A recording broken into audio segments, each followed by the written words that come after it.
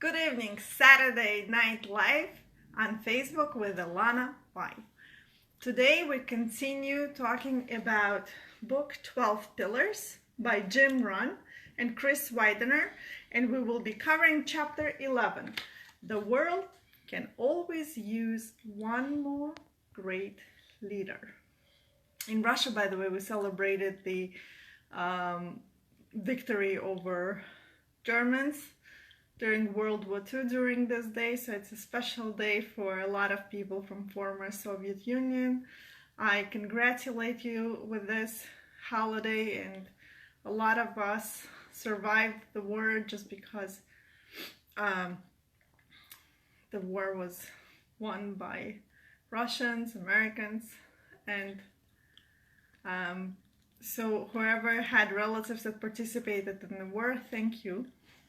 And also tomorrow is a magnificent holiday that I love, is Mother's Day. So to all mothers and all future mothers, happiness to you, blessings. May your kids bring you lots of joy. So now back to chapter 11.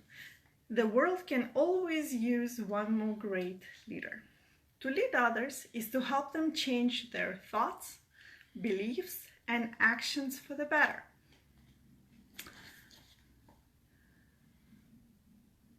Some of you may ask, what does it have to do with me, the little guy or girl? That is the fascinating thing. Leadership is such a misunderstood concept. Most people, when they hear the term great leader, think of people who lead nations, corporations, or social movements. By the way, little pause here. You know I love to read books. I highly recommend the book Shoe Dog by Phil Knight. It's a memoir from a person who founded Nike that I really like.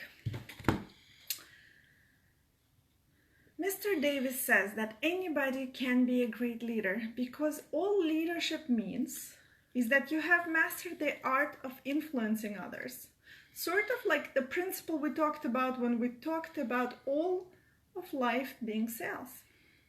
To lead others is to help them change their thoughts, beliefs, and actions for the better. And that means what for me? It means that if you are in a position to influence others, say your wife and the kids, or people at work, or your clients, then you should desire and work on becoming a leader in life. Not only because you will make a difference, but it is also leaders that enjoy the most out of life. Leaders make a difference, rise to the highest levels, enjoy the bulk of the wealth, and have the best relationships. Leaders experience life to its fullest. Okay, but how do I become a great leader? It starts with the principles of influence we talked about a while back. That being character and skills, so that is a start. Sales and leadership are similar, both rooted in influence. Beyond that, though, there are a few principles that Mr. Davis talks about. One thing he says often is, managers help people see themselves as they are. Leaders help people see themselves better than they are. And one thing you will see is that those at the mid-level are managers, while those who rise to the top are leaders. And it reflects in their pay and responsibilities. If you want to get paid more, bring more value to others by becoming a better leader. Can you explain it some more? Sure. When you talk to Amy or one of your clients, do you talk about what is or what could be? Leaders talk about what could be. And then they take the steps to help the people become what could be. Well, I have one problem. I have seen with so-called leaders is that they are usually brash people who are full of themselves. I don't want to become one of those people. And rightly, you shouldn't.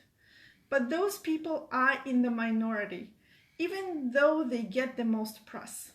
There are millions of great leaders who are making a difference around the world who aren't that way. Here's the key, Mr. Davis says. The challenge of leadership is to be strong, but not rude. Be kind, but not weak. Be bold, but not a bully. Be thoughtful, but not lazy. Be humble, but not timid. Be proud, but not arrogant. Have humor, but without folly. You see, the bad characteristics are just good ones taken to the extreme and used for selfish reasons. That makes sense. There is another leadership principle that Mr. Davis says is important. He says, learn to help people with more than just their jobs. Help them with their lives. Great leaders are interested in people in general, not just for what they can get from them.